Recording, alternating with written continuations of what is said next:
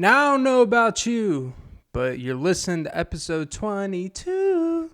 Everything's going to be all right if you just listen to the rest of this fucking podcast and listen to the Off and Beat podcast with Clint.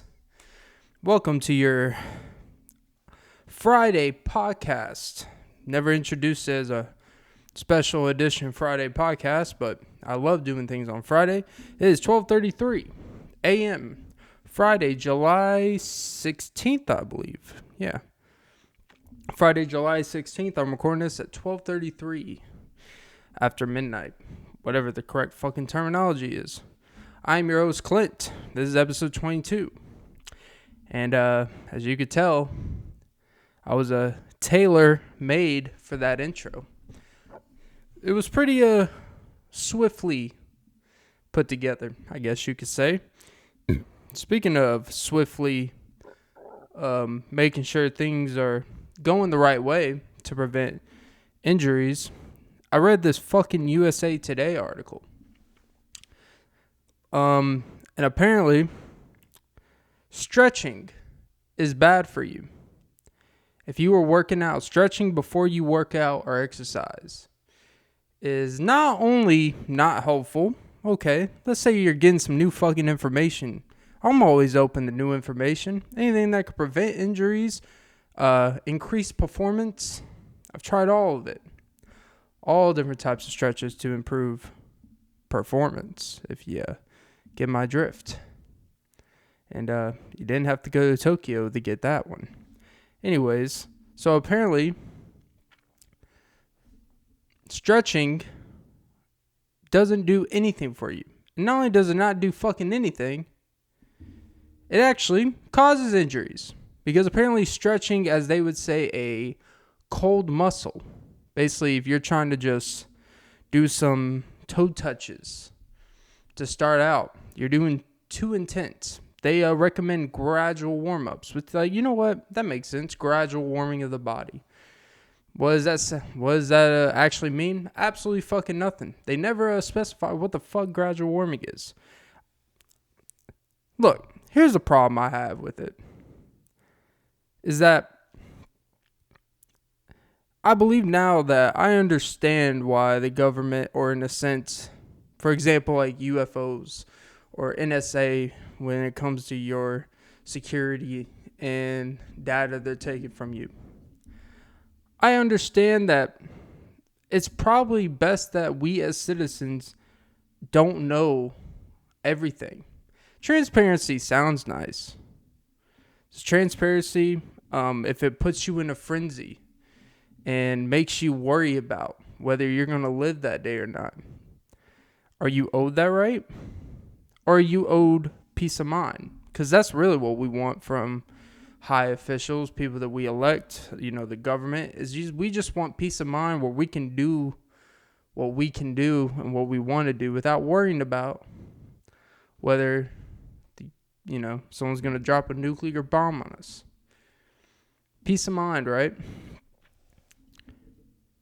But the saturation because now the saturation of contradicting information. We've been taught our whole lives how fucking important it is that you stretch before you do any amount of physical activity. Before you play basketball, you know what you should probably do? Do some leg pull-ups. If you can see the video, you basically stand on one leg, you pull your knees to your chest, and then you alternate for about 10 to 12 reps. Maybe you sit down, maybe you stretch, get your hammies stretched out. Maybe you do Russian twists, maybe you do some push-ups, maybe do a couple pull-ups, maybe you do a nice one lap around the track. Maybe you do some, calf raises, whatever the fuck. Maybe you do some yoga poses. I don't know. Butterflies. That's how I will say butterflies aren't very natural when you get older. I cannot crisscross applesauce. I can't remember the last time I had fucking applesauce. The only thing we be crisscrossing these days is our DNA structures, if you get my drift. Again, didn't have to go to Tokyo for that one. Thank you, Taylor. I will be writing my love story, hopefully sometime soon. And just so you know, Taylor, I'm wearing a I'm wearing my plaid button up, something that I feel like she would wear after she, writes a song and about Harry Styles. And now Harry Styles is with Olivia Wilde. Didn't mean for that to rhyme. But hopefully he's going in one direction to impregnate her. Shout out her ex-husband, Jason Sudeikis, one of the best SNL cast members. You go, Ted Lasso. Anyways, this fucking... I'll tell you what frustrated me about it. It seems a harmless thing. Oh, you don't need to stretch. Actually, stretching is bad for you. Even though we're taught in, PE, team sports, any physical fucking activity we are taught in schools, was it all a fucking lie? Was it all a lie? Is it all useless? Because if you were to go down your Instagram health and fitness category, or just go to your Discover page. If it knows your algorithm and you like looking at people do hammer squats with the red highlighted the quad area when they're doing specific squats, it almost looks like you're looking at an x-ray of a fucking quad while they're doing some extensions. It's like, yes, I see how you got your quads. You don't need to highlight it like it's some icy hot heat package, okay? I know where your quads are, so chill the fuck out. I get it. You extend your leg, knees up, toes out, even form, good balance. Reps are important. I fucking get it. But if you were just even typing on YouTube, I'm pretty sure, I haven't done it, but I've seen enough videos of shit, and I've seen this contradiction in not knowing what the fuck to do. If I was a complete novice, which luckily I'm not, even though I've been out of the game for a minute, but if I was a complete novice trying to get into fitness, if I were to type in how to work out, of course you're going to get different versions of how you should work out as a beginner. But you're going to have one video tell you, warming up, you need to make sure you warm up for 20 minutes. You need to make sure you get your body going, running, squat, like doing body weight exercise, all this. And you're going to watch another video like, nah, warming up is bullshit. It hurts you. You can actually get more hurt warming up. And then you see another thing. It says a completely different thing you should do. One thing, see a completely different thing to do. It's like, obviously, each person's different. Each person operates fucking different. We all understand that. You need to learn your body, learn what works for you. But the oversaturation of information, and quote unquote, is it possibly misinformation? I don't know. Some people can warm up and still get hurt. Some people cannot warm up and never get hurt. I don't know. Common sense would say, before you do 3 hours of playing basketball, you should probably at least lay down on the basketball court by the side and, cross your arms a bit, knees to toes, elbows to elbows, do a couple push-ups, do a couple pull-ups at the rim, and then pull up from 3 like Devin Booker. But you know what? I don't know. But I think it actually causes more stress to people because people that are trying to find, we have this crisis of people trying to find information to be healthier, different workout thing. People that are just getting the working out. And you know what? You should probably not go to Instagram for all your information or YouTube. You should take information, but if you're going to do anything extreme, you should probably resort to an actual personal trainer who's there directly to make sure you don't kill yourself or hurt yourself before you even begin your journey. Because if you overtrain, fuck up your body, well, what are you going to do? Blame USA Today for saying, hey, they said I didn't have to fucking warm up. And they'll be like, you really thought that not warming up before you do something is really a good thing? You should get hurt. Anyways, it's just, is there really such a thing as too much information?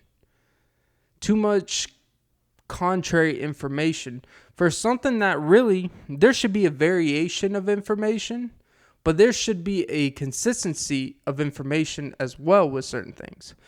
With exercise, fitness, and strength, even if there's different ways of doing the same thing, there should be a consistent fucking thing, a consistent pattern, a consistent message that correlates so just the average person doesn't hurt themselves at the very minimum. Because if some person were to read the article and, not put their elbows behind their back and shit, and make sure that their scapular muscles or their wings are actually stretched out before they go for a run and pull their back, or make sure their hip flexors are actually loosened and not stiff, and that's where you get fucking hurt if you don't squat correctly. Imbalance issues, your scatia. Jesus Christ. The oversaturation of inconsistent information, I think, with health and fitness is actually a serious problem. And I do think there's too much information for something. There's too much inconsistent information from too many different people that it's really, I think it's actually causing more stress on people. Because if you could go through Instagram or YouTube, you watch one video, like, okay, and you watch another video. Like, you watch one video and they say, oh, never do planks. Planks are really bad for your bone structure. They don't actually help with anything, with balance or nothing. They actually cause more harm than good because you're actually creating nerve damage in your forearms. Then you watch a video next and they said, planks are the number one way to gain your core muscle. It's like, well, I just watched a video that said it basically caused me nerve damage for the rest of my life. And I'll watch another that says it is the number one key to building your core. It's a great after effect workout. Or sit-ups are bad. You watch another video, sit-ups are really the only way. Well, it's obviously not the only way to build abs or core strength, but it sure as hell is the most simple you can do in your room. Oh, well, what builds your chest more, push-ups or bench? It's like a combination of both. But you watch one video, it says only mass on the bench press will build your chest up. And then you watch another video, it'd be like, oh, all you need to do is push-ups and pull-up to get a bigger, more tight chest. Because if you're a novice starting out, should you master pull-ups before, or should you master doing a lot of push-ups before putting a lot of weight on the bar? Or should you gradually if you can't really do push-ups, should you focus on just trying to get as much weight on the bar to do bench press? I don't know. You watch one video, it'll tell you should not bench press until you're able to do 10 push-ups. And another video would say, it doesn't matter. To each their own. We get it. But an inconsistency in the health and fitness world is actually, I think, causing more stress on people because we'll watch one video, then someone watches another video. Then you watch another video that negates the previous video, and then the first video they watch negates from the fourth video they watch. It's like, then that's when we have a lot of static people out here like, I don't even know where to start. Like back then, man, like gym was literally, hey, climb this fucking rope. Run until you throw up. Do pull-ups until you can't do pull-ups no more. Push-ups. Things were simple. Did the bodies look as good? Probably not in the 1950s, 60s. But everyone was basically looked the same, relatively healthy. Because it was like, hey, it's pretty simple. Get off your ass. Eat your green beans and broccoli. Eat a protein. Eat some rice. Go about your day. Nowadays, it's all these moderations. It's all these artifacts that you got to do to maintain a certain physique. It's like you can't just eat this and this. You can eat whatever you want. Sometimes you can. Sometimes you can't. And it's all these inconsistencies and messages that I think causes a lot of fucking stress on people. People that are trying to get out of the rut. People that are novices just trying to begin in it. It's like, what the fuck do I do? And when you get people in their head that are already struggling with starting, it's not a recipe for success. Being serious, like, if you have a stranger that's, let's say they sign up for a Planet Fitness membership and they're starting like 325 pounds.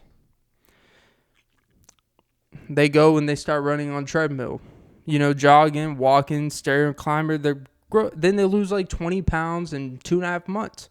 It's great progress, right? Then they watch a video that says, if you're trying to lose weight, stop going on the treadmill. Stop going on the step climber. It's like, well, this success has actually proven to work for me. And like, treadmills will cause bad knees. Treadmills is like, yeah, well, you know what else causes bad knees? Being heavily obese. On a serious note. And then they get discouraged, like, well, okay, fine, I'll go start running outside. Oh, running outside actually causes the concrete is really bad for your joints. It's like, but I thought the treadmill was bad for my joints. It's like, yeah, because you're running on concrete, it's you don't have something run towards you. So sometimes the treadmill, it's not doing all the work, but it's doing like 20 to 30% more work than if you were to run outside by yourself on concrete, which is just your body type of thing. And then it's like, oh, so I don't run on concrete. I don't run on treadmills. What do I run on?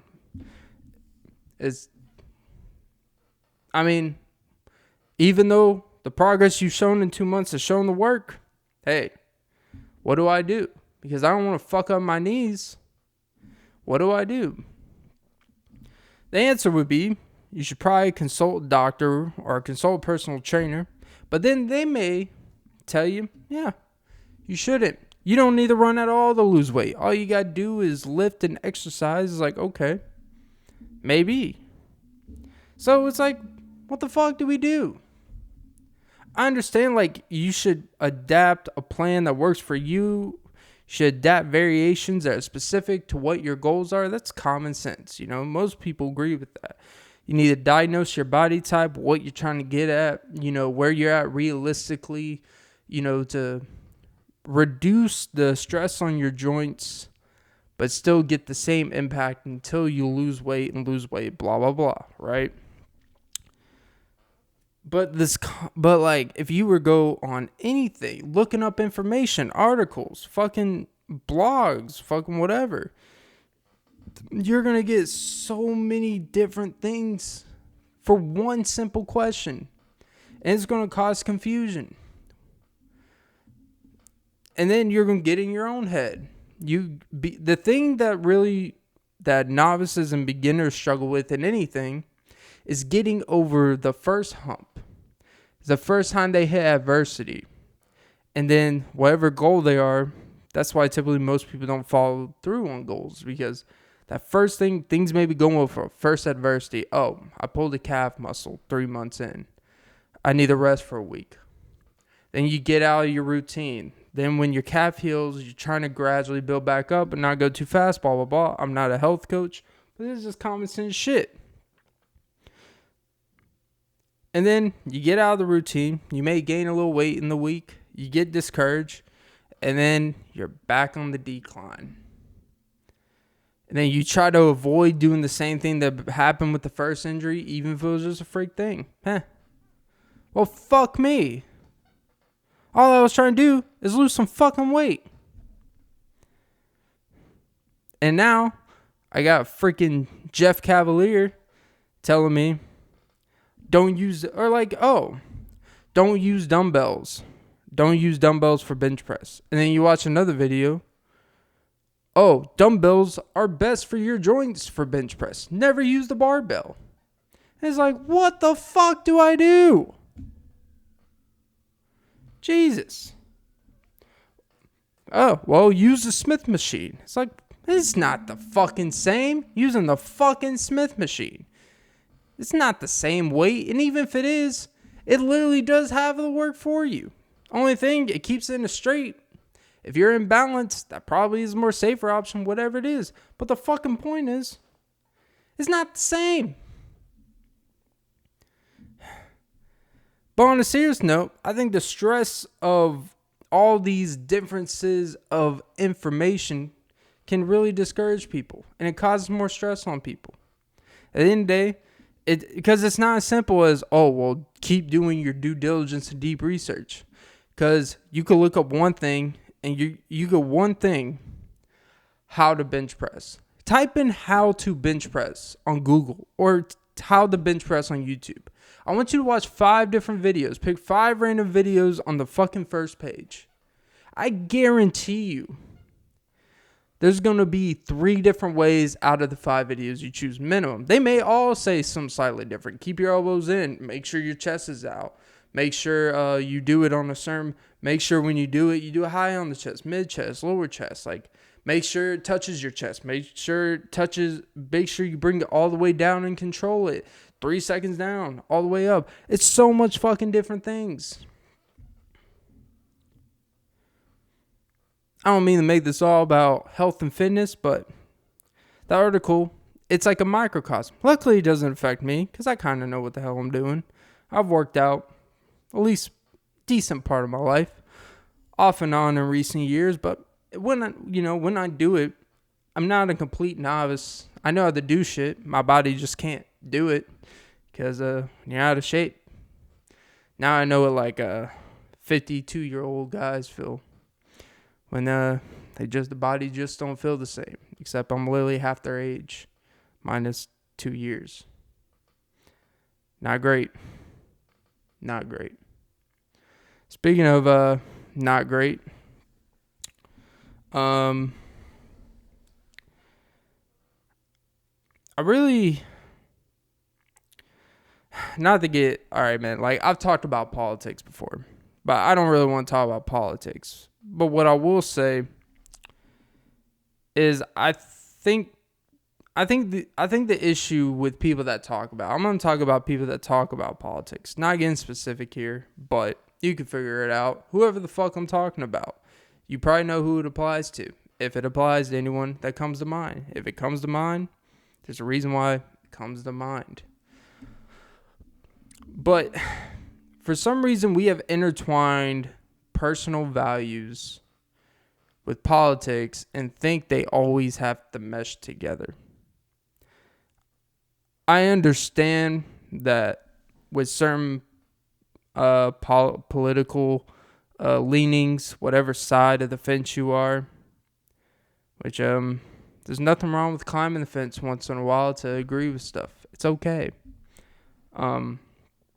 But the idea that every single opinion you have, I think now the problem is every time someone has an opinion, they try to align it with a political side. And then they box you into a political side. And somehow every thought you have is somehow a political reason. I'll tell you why I bring it up. Because I was actually talking with someone who I wouldn't say we're friends, but someone that I do conversate with fairly regularly when they run into the spot where I work on stuff. They'll come by, sit down with me, and they want to talk about certain things, And she always bitches about fucking dudes that she handpicks, which if you handpick shitty dudes, that means you probably have shitty judgment if it's a consistent things. Just saying.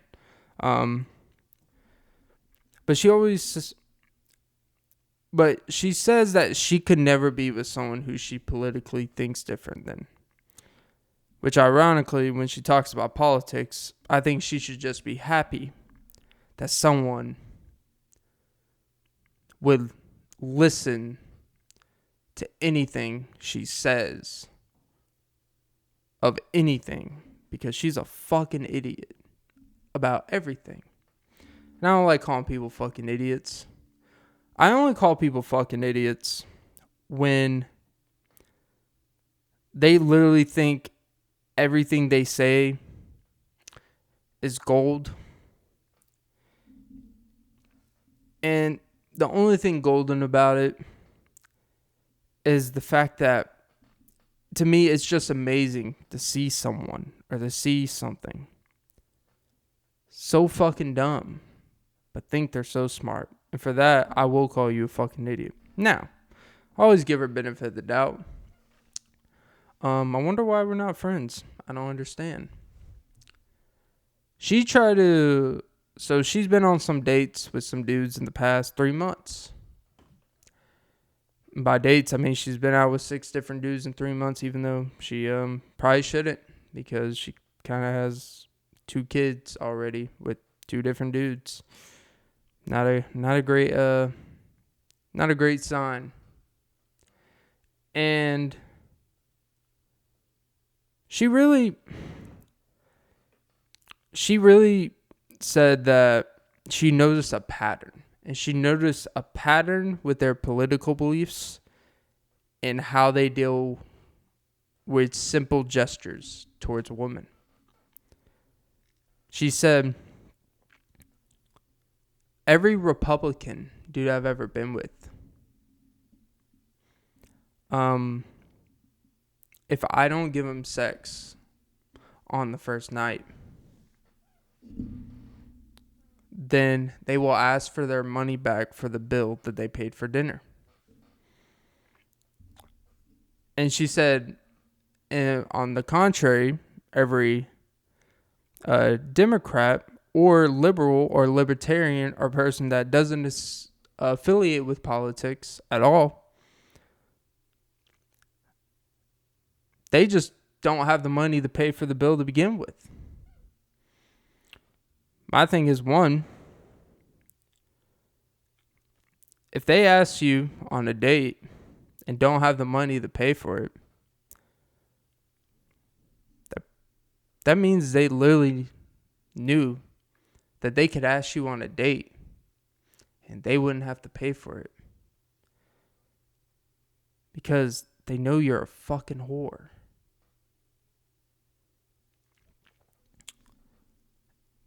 And for the Republican side, the ones that ask for money back because she didn't give you sex on the first date,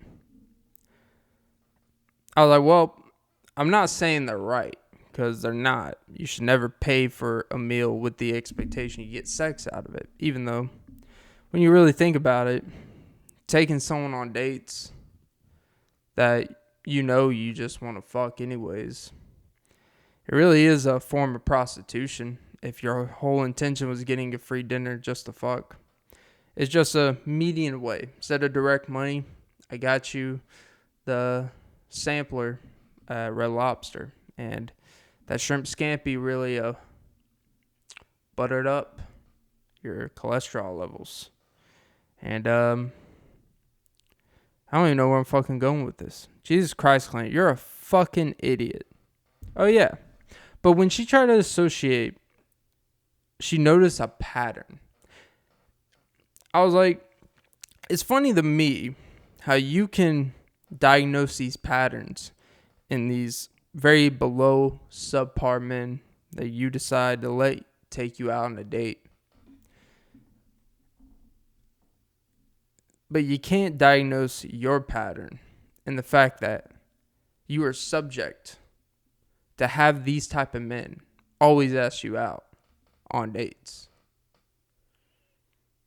And then every time you talk about men, when you used to come through and complain to the other ladies there about how all these men just ain't shit, all these men ain't this. But then now you're complaining about the same men that are attracted to you. Maybe a common thread.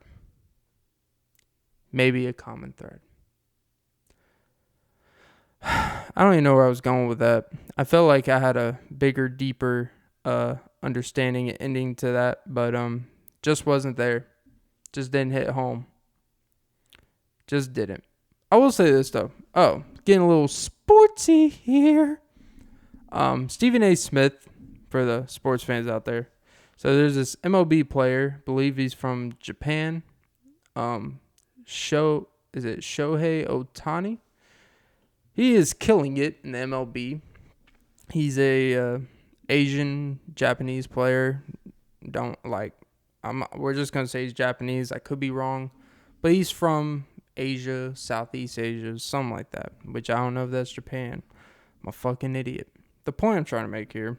So Stephen A. Smith said that him being the face of MLB, being the fact that he doesn't really speak English well, he has an interpreter, and he's not very out there, like in terms of socially or nothing like that, but he's killing it. He's kind of like a duo face of the MLB, along with his teammate Mike Trout, which is amazing how they have essentially two of the four best players in MLB, and they fucking suck ass as a team. I will never fucking understand the shit, but whatever. So, Stephen A. said that Shohei Ohtani being the face of MLB is actually not a good thing. Because, one, since he needs an interpreter to in terms of growing the game and getting the popularity back to MLB, it is not good that someone who needs an interpreter, and he's kind of alluding to the fact that on a predominant, you would prefer as a league in America to have a homegrown player as the face of baseball, in a sense, as the person that's the most popular, and as of right now, he's basically the most popular player. And Stephen A. was basically saying that, it would be much better if it wasn't him, no matter how good he is, because it doesn't really help the game. I disagree with it for the simple fact that that's not the reason why baseball is not interesting or declining. You could have a Kyrie type of personality in MLB. Someone who's very outspoken about things. Someone who's very vibrant. Someone who gets a lot of media attention. You could have, just think about anyone that's very vibrant, is very out there, outspoken about things. Then you would criticize them for being outspoken about things. And you would say, just shut up and play. So it's weird how it's kind of like a microcosm that what is these expectation for athletes when they just play the game, put their head down, just mind their business. They're not outspoken enough. They're not out there enough to grow the game and stuff. But then if they're outspoken, if they're always speaking on things, always have opinions about things, then they need to understand that someone signs their checks and they need to shut up and dribble. They need to just be quiet. They just need to be honored and respectful for the fact that they're playing a game for a living, this and that. And it's this, we keep moving the goalpost just for an excuse to criticize someone. I think it's a microcosm because I do think that debate television in general kind of creates this criticism culture. It creates this ease for criticism, no matter if the criticism is valid or not. It's almost like, oh, this person's not criticized about something. I could find a reason to criticize. It's like there's no reason to criticize a Shohei Ohtani, for example. You had to that's really reaching in a sense. Now, yes, Stephen A. Smith has quote unquote apologized, but he didn't really apologize for it. He basically tell he apologized because, just for ESPN's sake or whatever. And I've kind of dabbled in it before with Skip Bayless and them, for example. His thing with LeBron, it's over the top and insane. It doesn't mean that no one deserves to be criticized. I'm all about fair criticism. I'm all about, even if it's not fair, but I'm all about, you can have an opinion criticism as long as you can at least lay out your reason for criticism. And it doesn't sound like you're just criticizing just to be contrarian. Because no one had a single criticism about Ohtani before. And it seems, I do think television, I do think the internet, I do think the access, because it's kind of like the saturation of information I was talking about earlier. There's so much saturation of information, you have to say things that grab headlines and grab attention. You have to find a way to stick out. There's too many people that can speak about something to stand out. And I'm not saying that people don't mean what they say, but I do think some people wouldn't say that the criticisms they would say if there wasn't such a fight for attention and headlines for whatever you're doing, your show, blah, blah, blah. I think there's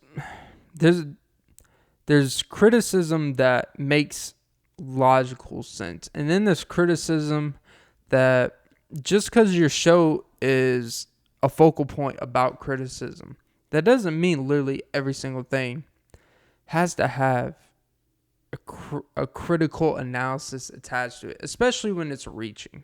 Now, let's also be honest. The rhetoric that do I believe that a mass audience of MLB or any sport, the reality is that there is this kind of white savior, not white, but there's always, as the face of your league, because a predominant amount of your audience is typically white, just by the numbers of population and things of that nature, is that it's like with NBA. Anytime a white dude is just remotely competent, he's perceived as so much better than he is. And I always use the example of Alex Caruso. Is he a fine player? Yes. Did he help the Lakers win the title? Yes. Did he just get busted for weed? Yes. Now that part's relevant, but is he really athletic? Yes. Does he also only dunk with his right hand? Yes. Not important, but it is fair to point out. The Alex Caruso is at best like a seventh man. He's not a starting guard in the league per se, but he can't be like a championship caliber type player for any sport viewers out there. Kind of understand where I'm getting at with this, in that Alex Caruso is a role player at best. He's like not even one of the 200 best players in the league. Probably. He may be, but not really. But his popularity is so much more just for the simple fact that he's doing something that you typically don't see from a white 6'3" guard, 6'4" guard in the NBA. Dude's got hops. Like hops. He's got those beer type of hops. Pop a can, bud. But throw it down lightly, please. This is not one of my best episodes, but I do think it's something that's very important. You know, sometimes you gotta have these episodes to get your shit off your chest and really say something that matters. But anyways, it's definitely not a coincidence that Alex Caruso is a marginal average player in the NBA.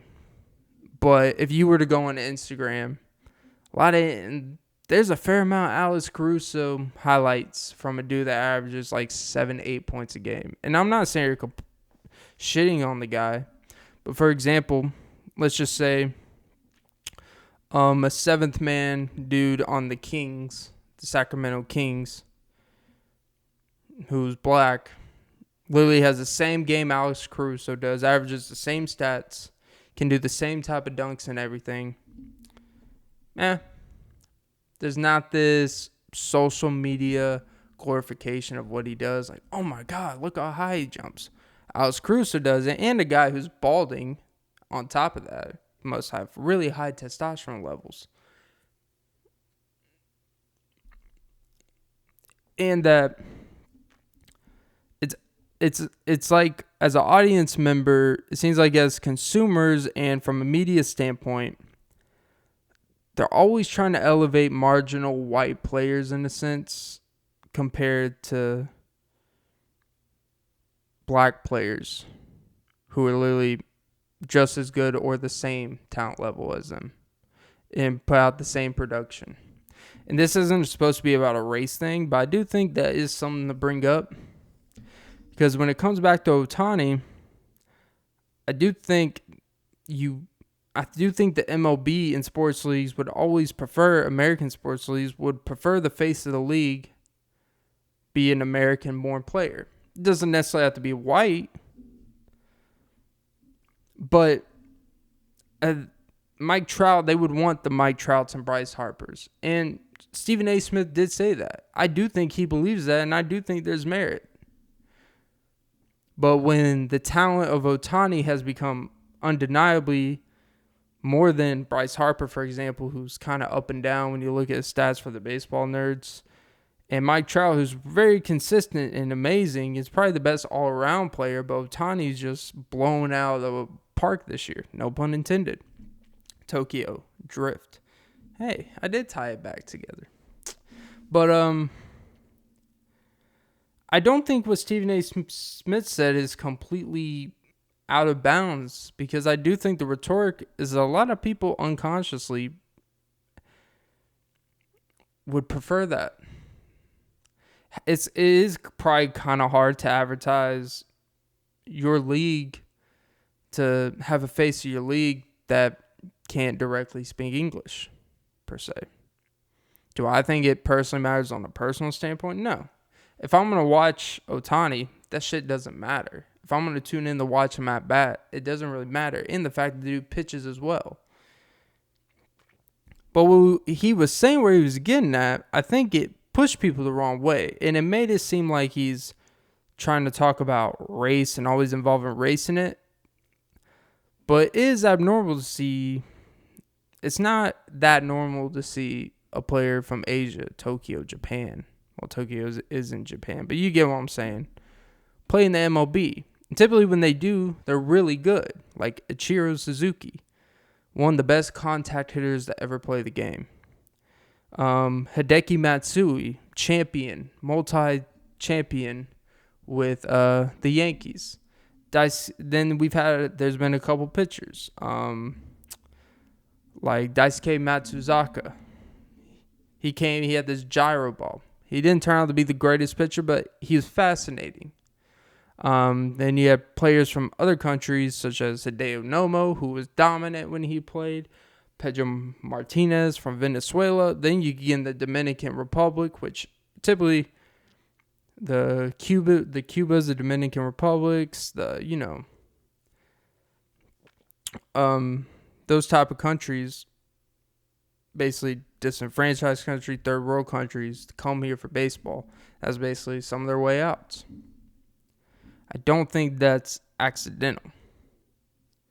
But if MLB had it their way, I do think they would want a white player from Washington. They would want some guy like the Braves. The two best players are Ronald Acuna and Albies. But man, they sure try to elevate Dansby Swanson, even though he's an average player at best, in my opinion. That's not criticizing. But when you compare him to the best players on the team, it's almost like they're trying to force his stardom before he was ready. And he's gotten better and stuff, but Acuna is one of the best players in the league. God, this got boring real fucking quick, even for me. But the conversation with Stephen A. Smith was trying to get at, I do think there is some validity to it. Do I agree? Do I agree with it per se? That it's right? No. I don't think it should matter.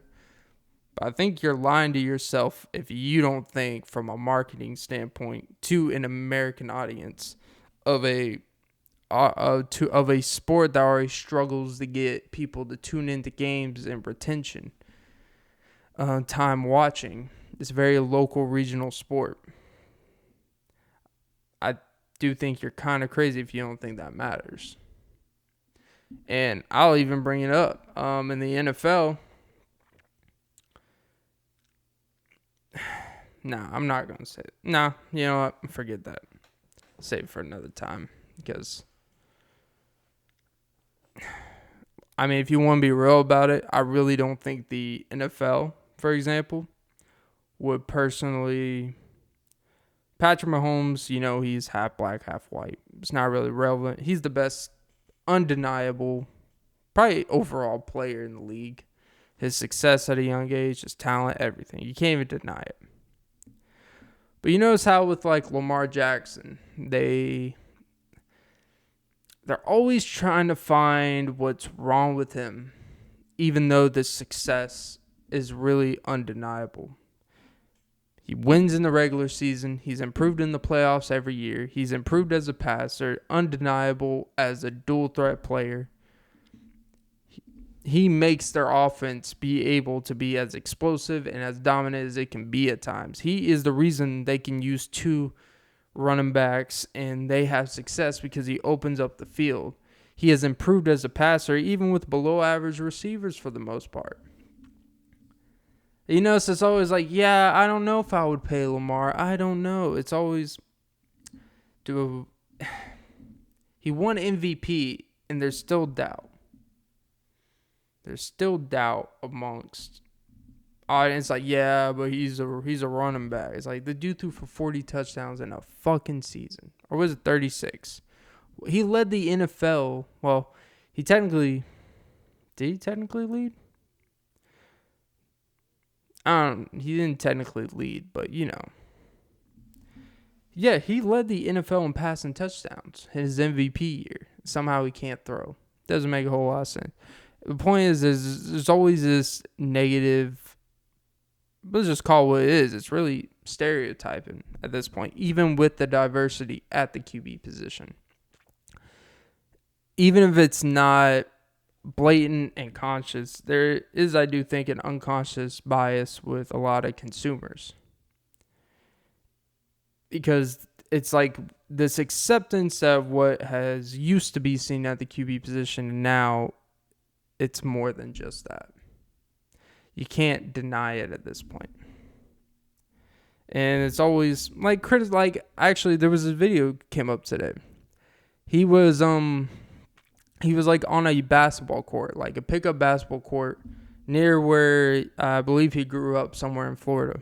And he was out there kind of like out in the community, I don't think it was a football camp or nothing, but he was just playing with kids in his neighborhood, and they were doing like one-on-one like wide receiver cornerback drills, and he was playing corner on a basketball court in shoes, the proper shoes, going against these kids, just playing with them because they want to go 1-1 with Lamar. And somehow people on the internet were still saying, this is why you can't pay him. This is why you can't give him max extinction, because his judgment of going out in his community, giving back, actually being there, giving back to his community, not just giving money to a charity, actually out there with the kids, making an impact for the day. And somehow, that right there is a reason why you shouldn't give him a big contract. Well, let me break the news. The Ravens are going to give him a big contract, and deservingly so. It's just fucking, and I do like, and I will say, I like that. I also, more than liked, I love the fact that he came back on Twitter that people criticize him. And he just said, you know what? Y'all can have your opinion, but I'm not going to apologize for going out in the community, especially the community he was in where he grew up or whatever, where we were having fun instead of them playing with guns. He made some type of line about that. And for that, I will not apologize for that. And I appreciate someone that didn't give in. Could you imagine if he apologized for being out there with kids, playing with them? Sure, of course there's injury risk. Okay. If he gets injured, that's on him. Fine. He has to take that L. But you know what? If he did it doing a good thing, so fucking be it. He wasn't out there doing jet skis. He was exercising. He wasn't, playing with fireworks and blew his hand off like Jason Pierre-Paul. He's out there giving back to his community. Not just giving money, actually out there. making a direct impact. And somehow still find a way to criticize. It's insane to me. It really is. All right, I'm going to end this below average podcast on that note. Go subscribe to the tube. And this was not a very fun one, but felt it wasn't it. Go follow the IG, TikTok, blah, blah, blah. You know the fucking spill. And, oh, yeah. Suck some titties. All right, guys. I just realized I didn't even look at the camera for like 40% of this fucking podcast. But so fucking be it. All right, guys. Hope you enjoyed this Friday podcast. And remember, suck some titties. And have a great fucking Friday. Have a good Friday. Even though it's not, quote unquote, Good Friday. But have a good one. Ooh, yeah. Oh, shit, Clint. What the fuck? God damn it.